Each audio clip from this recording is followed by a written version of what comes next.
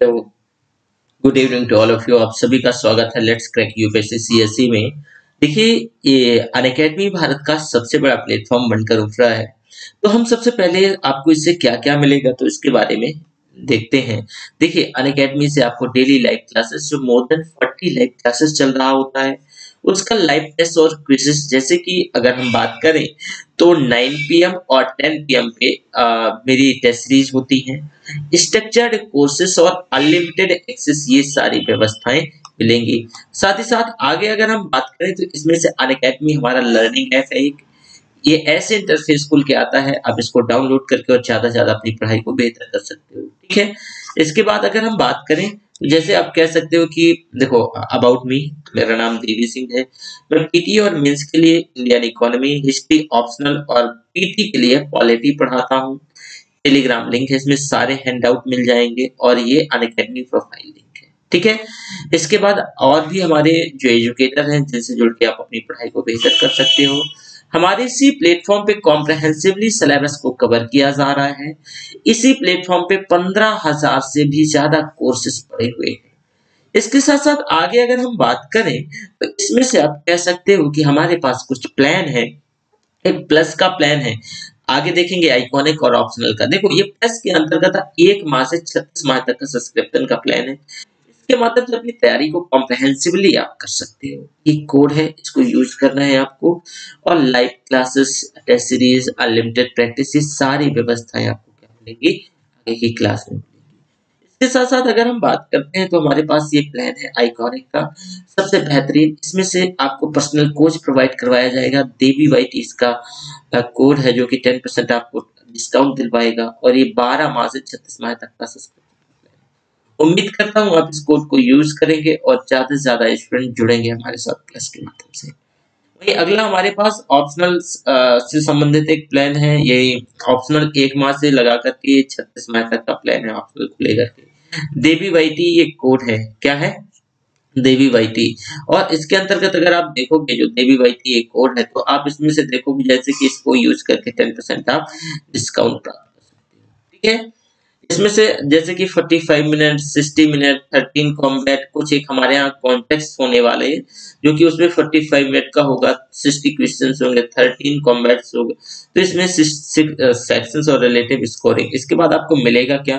तो 1 to 3rd ranker को 3 माह तक का सब्सक्रिप्शन, एक बड़ा पैकेज। इसके साथ साथ जो 4 to 150 रैंकर्स है उसको 1000 अमेज़न का वाउचर दिया जाएगा। अब न्यू बैच फॉर यूपीएससी के लिए तो 21, 22 और 23 जो एस्पिरेंट्स है इनके लिए कुछ बैचेस हमारे 18 जनवरी से स्टार्ट हैं। जैसे कि देखो ये बैचेस हैं, कुछ 6 मंथ के लिए डेडिकेटेड है, कुछ बैचेस जो हमारे हैं किसके लिए, कुछ 1 साल के लिए डेडिकेटेड है और कुछ 2 साल के लिए प्रॉपर बैचेस डेडिकेटेड है। ठीक है, इसके अंतर्गत आपको देखना है, देखो ये जो कोड देख पा रहे हो ये कोड मोस्ट इंपॉर्टेंट। ठीक है, इसको मत भूलो और इस कोड को यूज करते हुए आपको 10% डिस्काउंट अगेन प्राप्त होगा। ये जो प्लस और आइकॉनिक के अंतर्गत आप अगर 12 मंथ की फी 88,705 रुपया जो कि मात्र आपको 10% डिस्काउंट के बाद 70,130 रुपया पेड करनी होगी। इसका रेट भी हाइक होने वाला है तो थोड़ा सा सब्सक्रिप्शन का तो आप जल्दी से जुड़ के और आप सब्सक्राइब कर सकते हो। देखो आज ना जो लास्ट लेक्चर में थोड़ा सा फिर भी मैं पढ़ा रहा हूँ, मेरा तबीयत ठीक नहीं है। एक्चुअली मैं बाहर गया था तो थोड़ा सा पानी का होता है ना, तो दूसरी बात मैंने कल क्रिकेट खेल लिया तो मेरा बॉडी है बहुत ध्यान रखना दे रहा है। फिर भी मैं कोशिश कर रहा हूँ पढ़ाने की। चलो हमें स्पेशल सेफ गार्ड है ना, स्पेशल सेफ गार्ड मैकेनिज्म,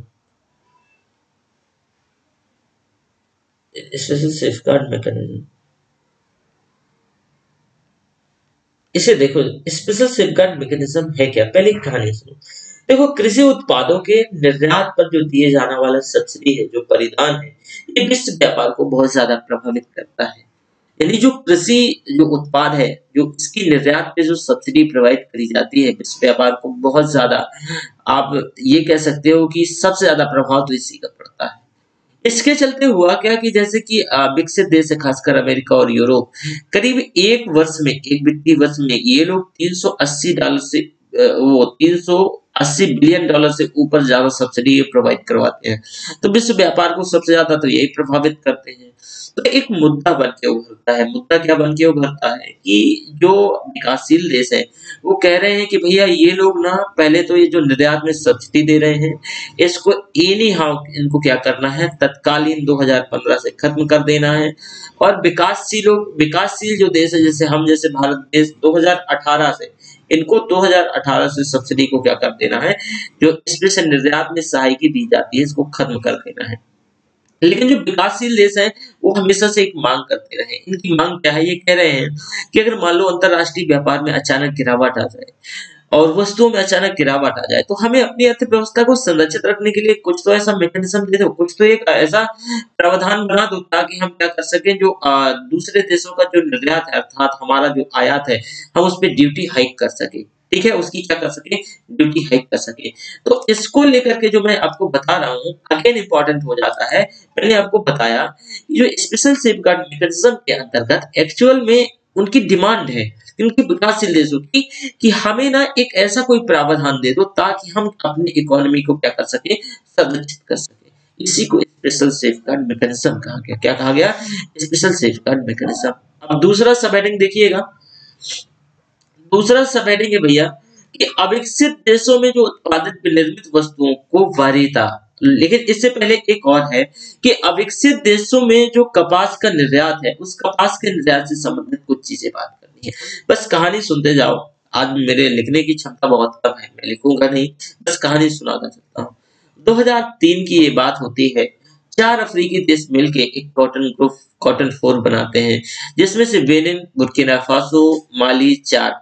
और ये इनका यहाँ कॉटन का जो कपास का प्रोडक्शन बहुत अधिक होता है।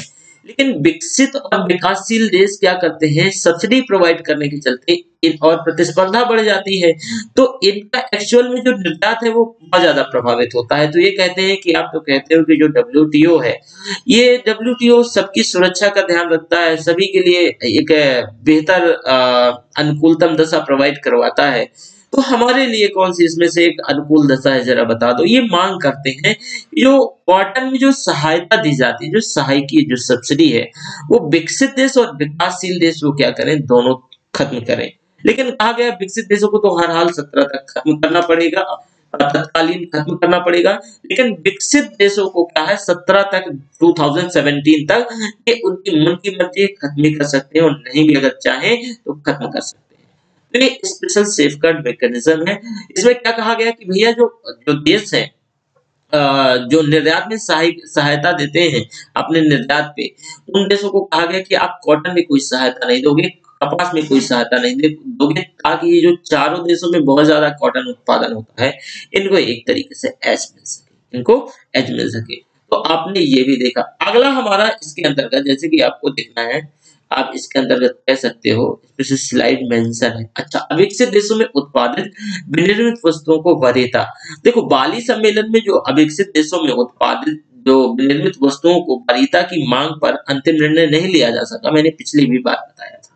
तो एक ये बड़ी समस्या उभर कर आती है और एक वस्तु के विनिर्माण की प्रक्रिया में जो प्रयोग किए जाने वाले विभिन्न हिस्से अलग अलग देशों से विनिर्मित होते हैं, तो एक ये मसला हो जाता है कि हम एक्चुअल में कैसे आइडेंटिफाई करेंगे कि ये अविकसित देशों का उत्पाद है और हम उसमें कैसे वरीयता देंगे। ये बड़ी समस्या उभर के आती है। ऑब्वियस है कि देखो कई वस्तुएं होती हैं, उनका मैन्युफैक्चरिंग कहीं, उनका असेंबलिंग कहीं, उनका निर्माण कहीं ऐसा होता है। जैसे इलेक्ट्रिक गुड्स की ले लो या फिर हम कार की बात करें तो एक्चुअल में जो असेंबलिंग ज्यादा से ज्यादा भारत में जो फाइनल असेंबलिंग होती है, लेकिन उसका जो कहीं का पार्ट कहीं से मंगाया जाता है, कुछ पार्ट कहीं से मंगाया जाता है। तो इससे होता क्या है कि ये आइडेंटिफाई ही नहीं हो पाता कि एक्चुअल में जो अविकसित देशों का उत्पाद क्या है, अविकसित देशों का उत्पाद क्या है। तो नैरोबी सम्मेलन में ये तय किया गया एक व्यवस्था क्या कह सकते हो, इसमें आगे प्रोसीडिंग बढ़ी और इसमें कहा गया कि ओरिजिन आप देखो इसमें से एक नियम लागू किया गया। नियम क्या है कि रूल ऑफ ओरिजिन, इसमें से रूल ऑफ ओरिजिन लागू होगा। मतलब क्या है कि जो अंतिम उत्पादित जो वस्तु है जिसमें से अगर अविकसित देशों का जो 25% योगदान होना चाहिए, 25% अंतिम मूल्य का कम से कम 25% हिस्सा यदि एक अविकसित देश में उत्पादित वस्तु के द्वारा वस्तु का होता है, तो हम ये मान के चलेंगे अविकसित देश की वस्तु है और उसको उसके उत्पाद पे वरीयता देंगे, उसकी उत्पाद को प्रेफरेंस देंगे, जो ड्यूटीज है वो कम कर देंगे और ज्यादा उसे प्रमोट करेंगे। क्या करेंगे? ज्यादा प्रमोट करेंगे। तो इसमें ये कहा गया वरीयता यानी प्रेफरेंस का कि जो 25% वाला ये सिस्टम है, इसको ये रूल ऑफ ओरिजिन कहा जाता है। Rule of origin, rule of origin. जो रूल ऑफ ओरिजिन मैंने बताया ना कि मान लो कोई वस्तु है, अगर सुनिएगा, इसमें ये लोग मांग कर रहे थे कि हमारी जो वस्तुएं हैं इनमें कुछ वरीयता दी जाए। यही तो डब्ल्यूटीओ का नियम है कि सभी को सामान लेके आना है, सभी को हमें वस्तु और जो सेवाएं उनमें जो बैरियर्स हैं उन्हें खत्म करना है। तो ये जो विकसित देश है ऑब्वियस है इनके लिए तो कुछ ना कुछ तो होना चाहिए। तो कुछ देश कहते हैं, उनका भी कहना सही है कि हम कैसे मानेंगे कि कौन से देश का कौन सा क्या सामान है। तो जो अविकसित देशों से ये माना जाएगा कि मान लो कोई वस्तु है, भले ही उसका कई जगह मैन्युफैक्चरर्स असेंबलिंग होता है, लेकिन जो फाइनल मूल्य, जो फाइनल उत्पादन का मूल्य 25%, अगर इतना कितना 25% पार्ट हिस्सा इन देशों से होता है, तो यह माना जाएगा यह उत्पाद अविकसित देशों का है, यह उत्पाद अविकसित देशों का। यहां तक चीजों को देखा। अब सॉरी, अब अगला एक सम्मेलन होता है ब्यूनस आयर्स साउंड, वो क्या हो जाता है? असफल हो जाता है। इसके बाद हम देखेंगे कि एक है ट्रिप्स से संबंधित, अगेन इंपॉर्टेंट। आज इस लेक्चर को कंप्लीट कर देते हैं। ट्रिप्स क्या है? जो trade related aspect of intellectual property rights, intellectual property rights. जरा इसको सुनने की कोशिश करना थोड़ा सा आप, है ना? ट्रिप्स बताना चाहता हूँ, मेरा थोड़ा तबीयत ठीक नहीं, उसके लिए तहे दिल से माफी। आप लोगों को उतना एनर्जी से नहीं पढ़ा पा रहा जितना एनर्जी से मैं डेली क्लास लेता हूँ, लेकिन फिर भी आप लोगों का लॉस ना हो। तो ट्रिप्स क्या है? Trips, trips refers to trade, या trips stand for trade related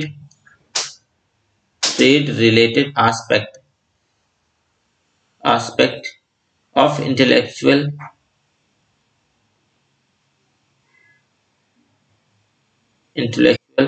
property rights, intellectual property right. अब ये मुद्दा क्या है, इसकी भी कहानी सुनना है पहले आपको। देखो, अगर हम इसकी बात करते हैं तो विश्व व्यापार को बढ़ावा देने के साथ साथ इसमें से डब्ल्यूटीओ जैसे कि बौद्धिक संपदाएं जो होती हैं, इंटेलेक्चुअल प्रॉपर्टीज होती हैं, इनको संरक्षण देने का भी प्रावधान करता है, इनको भी संरक्षण प्रदान करता है। मैंने क्या बताया? विश्व व्यापार के अंतर्गत जो वस्तुओं और सेवाओं को भी बढ़ावा देता है और जो आईपीआर से संबंधित इंटेलेक्चुअल प्रॉपर्टी राइट्स होती हैं उनको भी संरक्षण देता है। अब ये क्या होते हैं? जैसे कि मानव मस्तिष्क की उपज होती है, ये आईपीआर इंटेलेक्चुअल प्रॉपर्टी राइट्स क्या होती है? ये मानव मस्तिष्क की उपज होती हैं, नई होती हैं, नवीन होती हैं, अद्वितीय होती हैं, असामान्य होती हैं, जिनकी वाणिज्यिक वैल्यू होती है, वाणिज्यिक उपयोगिता होती है। तो ऐसी बौद्धिक संपदाओं को संरक्षण देने के लिए एक डब्ल्यूटीओ की ही अंतर्गत एक ट्रिप्स कानून, trade related aspect intellectual property rights क्या है? कानून बनाया जाता है। इसमें से जो 4-5 चीजें आती हैं कि जैसे कि इसमें क्या-क्या जो इंटेलेक्चुअल जो प्रॉपर्टीज है इनको कैसे संरक्षण प्रदान किया जाएगा, तो इसमें 4-5 चीजों को लेके आया जाता है। नंबर हो जाता है पहला पेटेंट, ठीक है। दूसरा हो जाता है ट्रेड सीक्रेट, तीसरा हो जाता है ट्रेडमार्क, खूब सुने होंगे ट्रेडमार्क, और चौथा इंस्ट्रूमेंट अर्थात ये उपाय हो जाता है कॉपीराइट, और पांचवा जीआई टैग, जीआई इंडिकेशन से geographical indication, GI tag. In detail से पहले हम पेटेंट को डिटेल से, फिर हम ट्रेड सीक्रेट, ठीक है, ट्रेड सीक्रेट के बाद ट्रेडमार्क, फिर ट्रेडमार्क के बाद हम क्या पढ़ेंगे? Copyrights and geographical indication. तो चलो पहले हम क्या कर लेते हैं कि इसके अंतर्गत एक काम करना है हमें, जो अगेन इंपॉर्टेंट हो जाता है, वो पेटेंट से संबंधित चीजों को हम आगे पढ़ाएंगे और देखेंगे। ये जरा इस पे नजर डालना है कि ये भाई एक्चुअल में चीज क्या है। देखो, ट्रिप्स समझौते के अंतर्गत जो ये ट्रिप्स है, ये जो समझौता है, इसके अंतर्गत पेटेंट का अधिकार एक प्रकार का मोनोपोली है, एक प्रकार का एकाधिकार है। किसका अधिकार? ये जो पेटेंट है, पहले हम क्या देख रहे हैं, पेटेंट देख रहे हैं ना, पेटेंट। ठीक है, मैं पेटेंट को समझाने की कोशिश कर रहा हूं। देखो, ट्रिप्स समझौतों के अंतर्गत पेटेंट भी एक प्रकार का एकाधिकार है, एक प्रकार का अधिकार है। इस प्रकार का ये एक प्रकार का अधिकार है, मोनोपोली है। ये किसी भी वस्तु, प्रौद्योगिकी, रसायन, दवा, आपने सुना होगा कई बार पेटेंट मिल गया है कोई दवा पे, कोई केमिकल फॉर्मूले पे, कोई साइंस पे, अगर आप या कोई वस्तु पे क्या हो जाता है, आविष्कार अगर आप करते हैं तो पेटेंट प्रोवाइड करवाया जाता है उसकी सुरक्षा के लिए, ताकि इंटेलेक्चुअल प्रॉपर्टी क्या हो, वो सुरक्षित बनी रहे, इंटेलेक्चुअल प्रॉपर्टी सुरक्षित बनी रहे। इसके चलते होता क्या है कि अधिकार ये तभी प्राप्त हो सकता है, सॉरी, अधिकार तभी प्राप्त हो सकता है जब उसकी वाणिज्यिक उपयोगिता हो। अगर वाणिज्यिक उपयोगिता नहीं होगी तो अधिकार प्रयोग, तो वो जो अधिकार है पेटेंट नहीं मिलेगा। दूसरा इंपॉर्टेंट बात ये है कि ये अधिकार 20 वर्षों के लिए ही मात्र होता है। ये क्या है, मात्र 20 वर्षों के लिए होता है। और ये उन चीजों पे मिलता है जो नई खोज, जैसे कि मैंने अभी स्टार्टिंग में बताया था, कोई चीज का, आप कोई दवा का उपयोग कर रहे हैं, वो एकदम नई हो, उसका केमिकल फॉर्मूला किसी से मैच ना करता हो, नई हो, बौद्धिक संपदा माना जाएगा अगर वो क्या होती है, एकदम नई होती है, नई खोज की होती है। इसको आईपीआर कहा जाता है, इंटेलेक्चुअल प्रॉपर्टी। आईपीआर नहीं, आईपी कहा जाता है, इंटेलेक्चुअल प्रॉपर्टी। तो एक्चुअल में इसका जो पेटेंट है वो 20 वर्षों के को ही मात्र दिया जाता है। लेकिन होता क्या है, कई बार जब उस रसायन में, कोई दवा में अगर कोई पेटेंट करा लेता है तो उसको थोड़ा बहुत बदल फेर के, उलट पलट करके थोड़ा उसे एक्सटेंड कर देता है। क्या कर देता है, जैसे कि मान लो कि एक दवा है पैरासीटामोल, मान लो, है ना, एक दवा है पैरासीटामोल, बस उदाहरण से सोचना है, सीटामोल, मैंने क्या बताया, पैरासीट, इसमें मान लो किसी कंपनी का कोई, मान लो बस उदाहरण दे रहा हूं, ठीक है, इसमें मान लो किसी कंपनी का, ए नाम की कंपनी का इसमें पेटेंट है। अब ए नाम की कंपनी क्या करती है कि अपने एकाधिकार को बरकरार रखने के लिए, अगर इस कंपनी को, इसको देखो, पैरासीटामोल का अगर पेटेंट मिल गया है तो पहली बात तो जानने की जरूरत आपको ये है कि इसमें कोई भी व्यक्ति इसको यूज नहीं, बिना इसकी इजाजत के कर सकता है, इसकी परमिशन के कोई भी व्यक्ति यूज नहीं कर सकता है। दूसरी सबसे बड़ी और इम्पोर्टेंट बात क्या हो जाती है इसी के अंतर्गत, कि अगर कोई यूज करेगा तो इससे पहले परमिशन लेगा, बाकी सारा सब कुछ हो सकता है।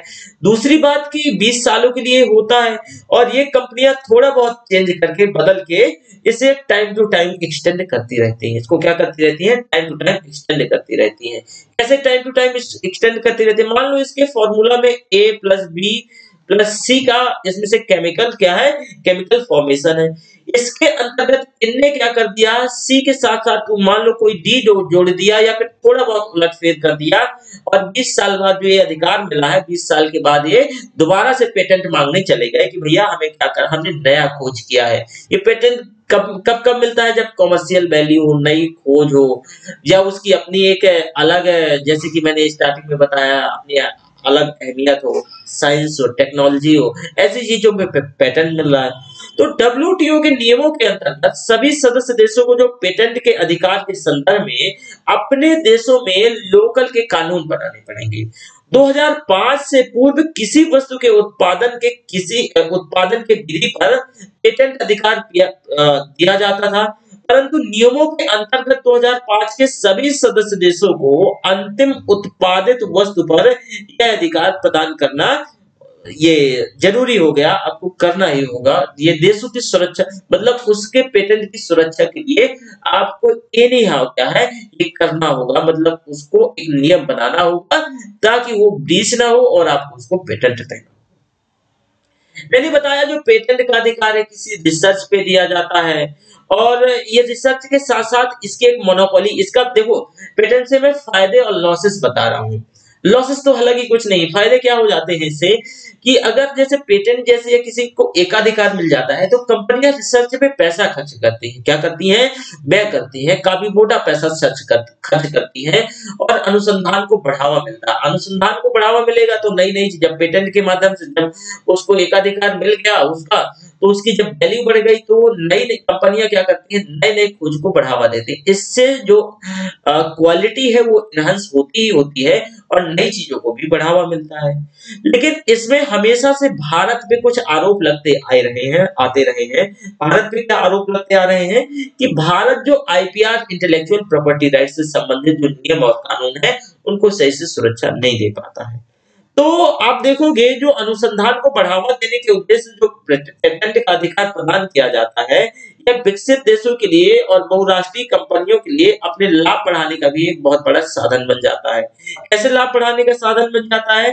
जैसे ये अधिकार क्या होता है, जैसे जीवन रक्षक प्रणाली हो गया या कोई ऐसी दवा हो गई, उसमें ये प्राप्त कर लेते हैं, अगर उसमें पेटेंट प्राप्त कर लेते हैं कोई दवा का, तो ये अविकसित देशों में, विकासशील देशों में स्वास्थ्य की समस्याएं बहुत ज्यादा वहां जिसका ताना बाना है, जो इसका इंफ्रा है बहुत पुअर है, तो ये लोग क्या करते हैं उसको बहुत महंगे दर पे उपलब्ध करवाते हैं। जो चिकित्सा से संबंधित है, बहुत समस्याओं के चलते उन देशों में ये जो पेटेंट मिल ही गया है तो ये बहुत महंगे दर पे दवाएं उपलब्ध करवाते हैं।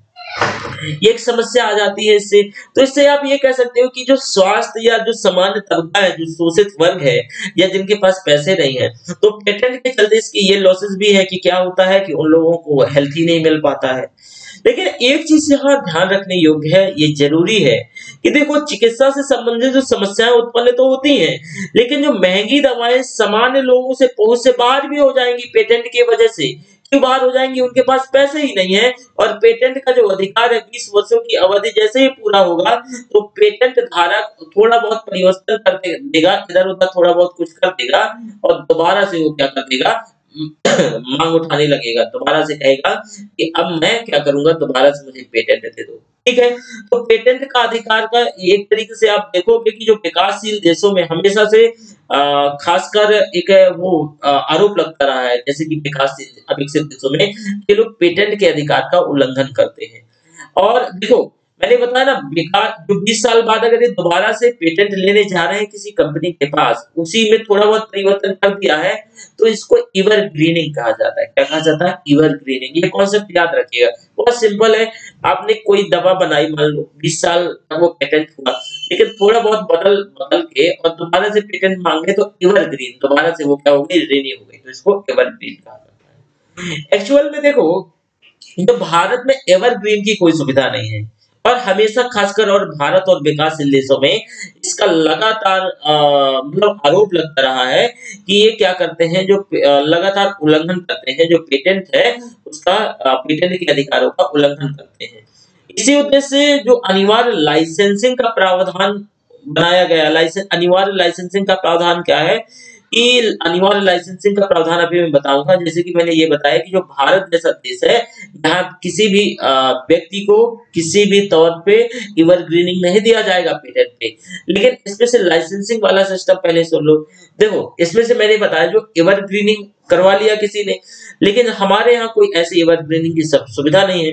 तो अविकसित देश और विकासशील देशों में जो पेटेंट का अधिकार का उल्लंघन भी होगा, ऑब्वियस है कि उल्लंघन होगा ही होगा। हालांकि ये आरोप लगाया जाता है, फिर भी कहीं ना कहीं हमारी कुछ सरकार कोई ना कोई कंपनी जो उसकी ट्रस्टफुल कंपनी होती है उसका जो फॉर्मूला, जब देखो आप कोई चीज का पेटेंट करवाने जाओगे ना, तो होता क्या है कि आपको सारी चीज का जितना भी फॉर्मूला, सारी डिटेल सरकार को देनी पड़ती है, उस विभाग को देनी पड़ती है।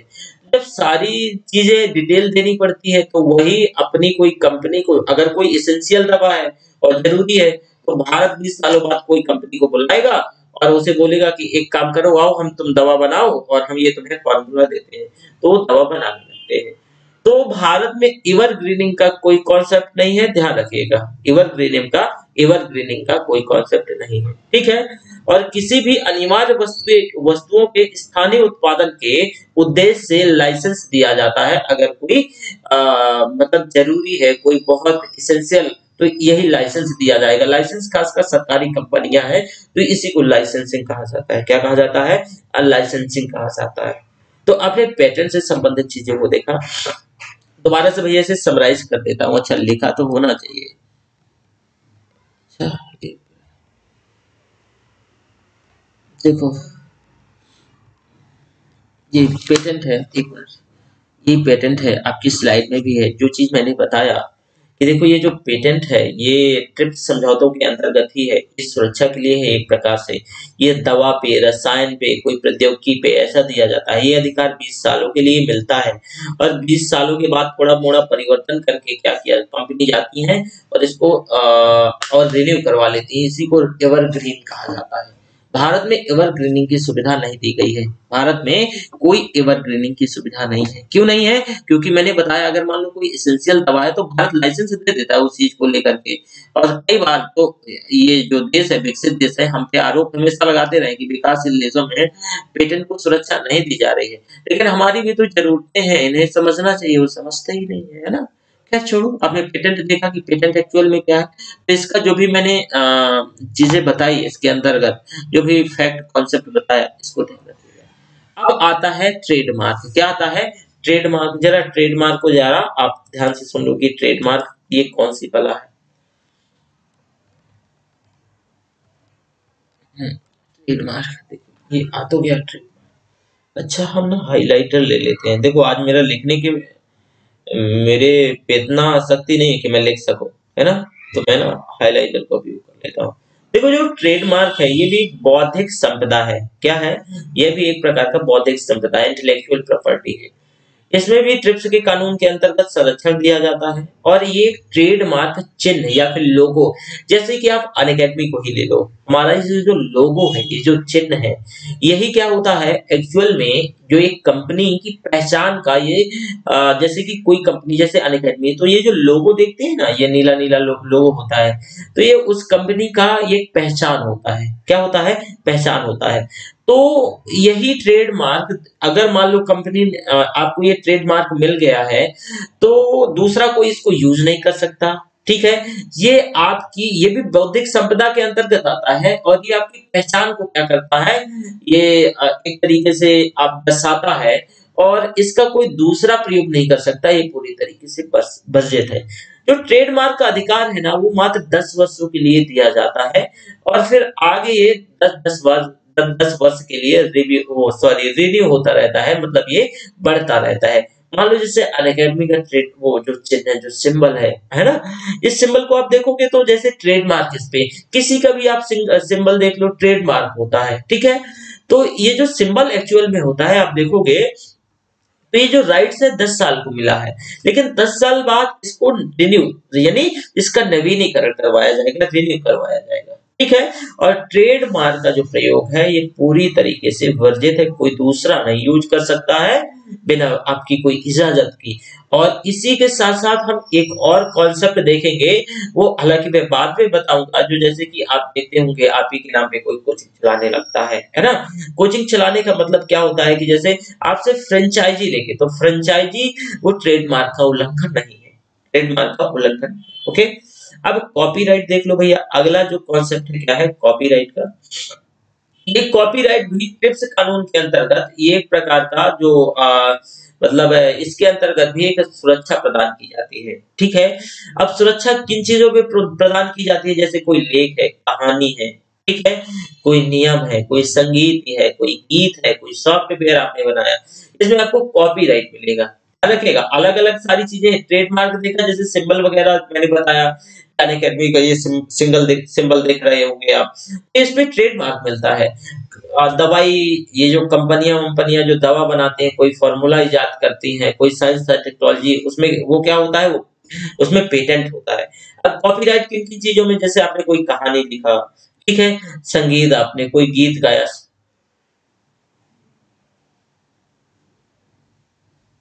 ठीक अनुभूति नहीं आ रही है, तो सॉफ्टवेयर जैसे गीत हो गया, सॉफ्टवेयर, ये सारी चीजों पे कॉपीराइट मिलता है। क्या मिलता है? कॉपीराइट मिलता है। ये और ये यदि मान लो कि यह जो अधिकार है लेखक के जीवन काल तक, उसकी मृत्यु के उपरांत तक उसके उत्तराधिकारी को 60 वर्षों तक मिला रहेगा।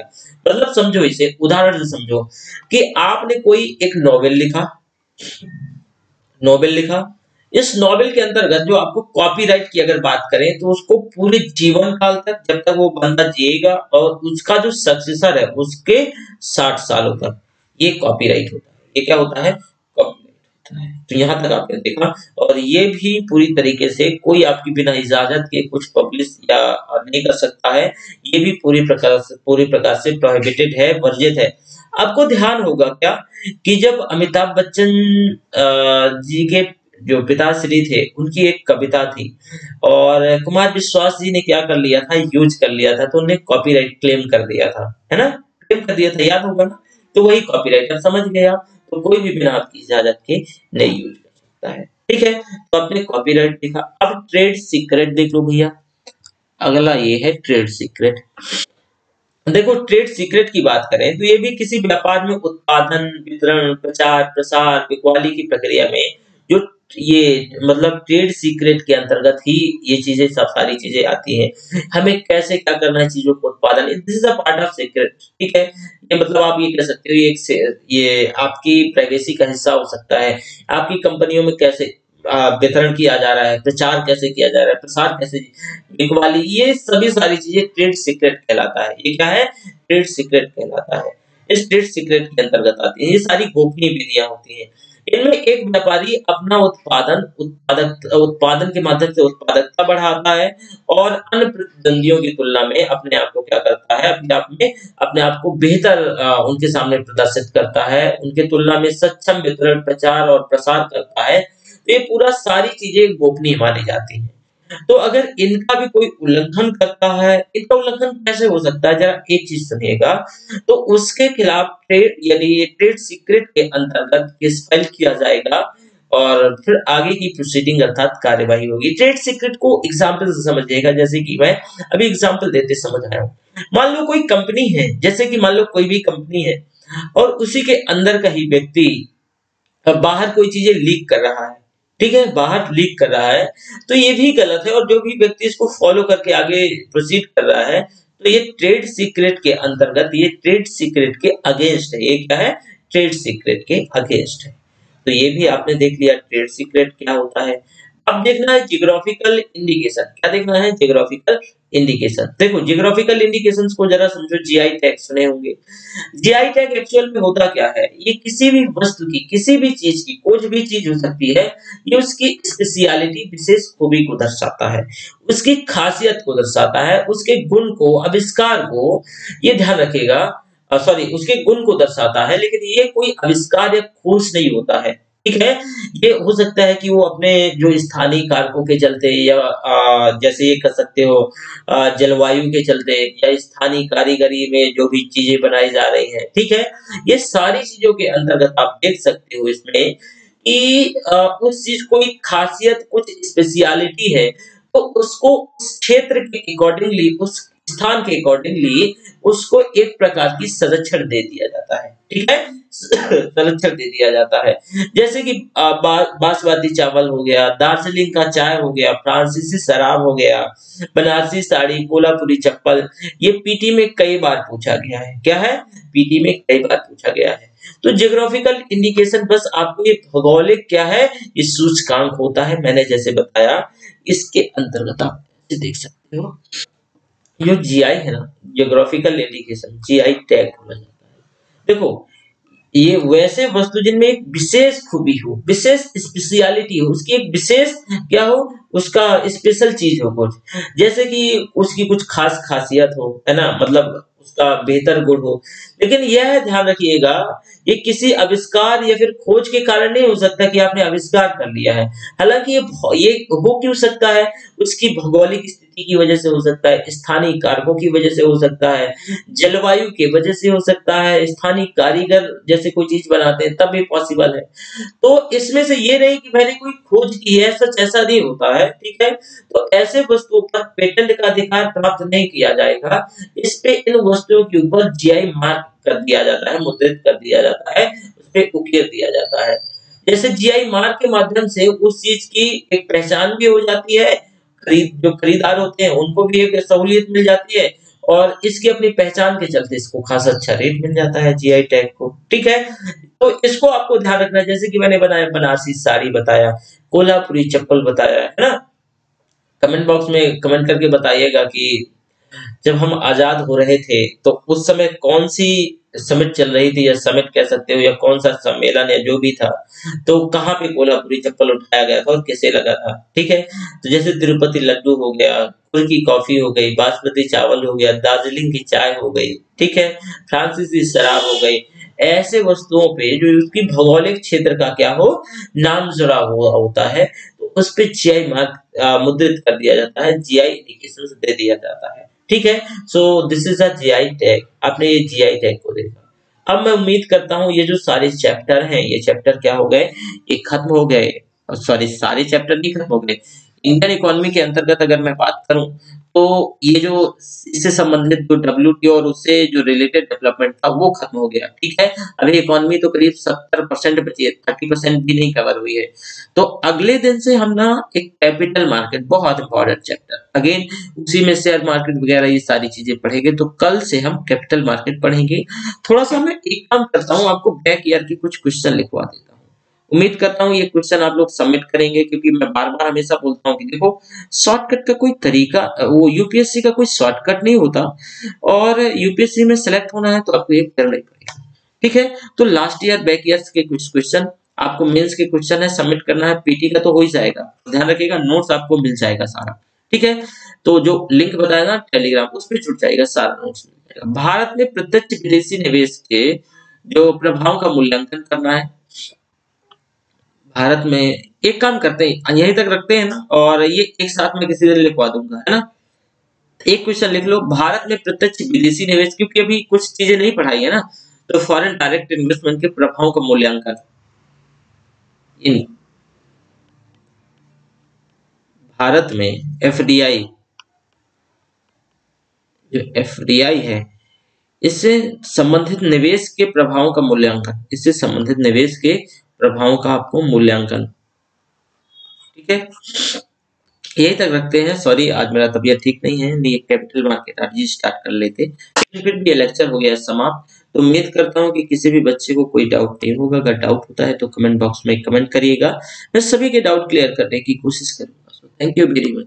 और ध्यान रखिएगा कि जो एक क्लास हमारी अगर हम बात करते हैं, तो जैसे कि शाम में जो आज 8 बजे, 9 बजे, 10 बजे तीनों क्लास रहेंगे। Thank you.